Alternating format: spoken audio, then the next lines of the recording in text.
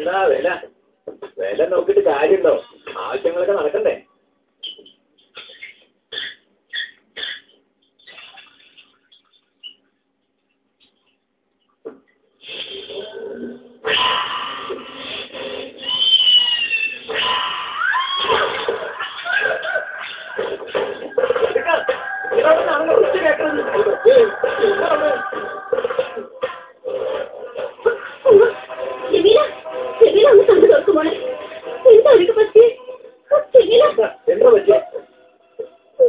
എനിക്കറിയില്ല.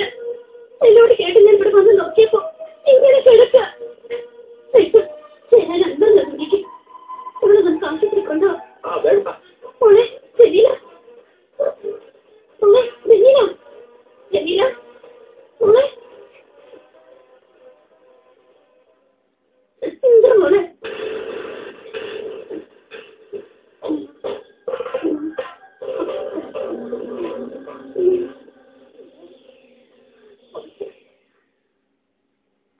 എന്താ ഉണ്ടായത്? നിങ്ങളൊന്ന് തെളിച്ച് പറയും. നമ്മുടെ ആ കറുത്ത പൂച്ച. പൂച്ച കഴിച്ചോളെ? അതൊന്നുമല്ല, ആ പൂച്ച ഓളെ പൂച്ച നോക്കിയെന്ന്. പൂച്ച നോക്കിയോ? അതിനിങ്ങനെ ഒറ്റപ്പാടുണ്ടാക്കാൻ പിരാന്നുണ്ടോ അവൾക്ക്? വേറെ മനുഷ്യനെ വിലക്കെടുത്താൻ വേണ്ടി. അതങ്ങനെ പിരാന്ത് മാത്രമായിട്ട് കാണാൻ പറ്റില്ല ഹൈബ്രോ. നമ്മളിങ്ങനെ കുറെ കാലം വിശ്വസിച്ചില്ലേ? ഇന്നലെ ജുമാക്ക് കുത്തുപായിൽ മൗലവി പറഞ്ഞത് കേട്ടില്ലേ?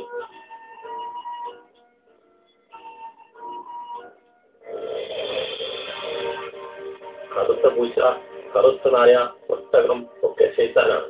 നായ്ക്കൾ ബാങ്ക് കേൾക്കുമ്പോ ഓരിയിടുന്നത് അവ പിശാചുക്കൾ ആയതുകൊണ്ടാണ്.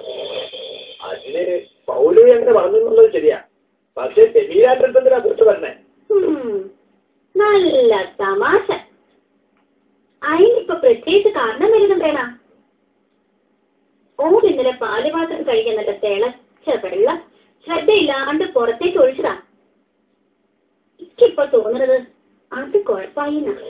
ജിന്നുകൾ പല കാരണവശാലും മനുഷ്യനെ ഉപദ്രവിക്കും. അവർക്ക് ദേഷ്യം വന്നാൽ മനുഷ്യനെ കൊല്ലുക തന്നെ ചെയ്യും.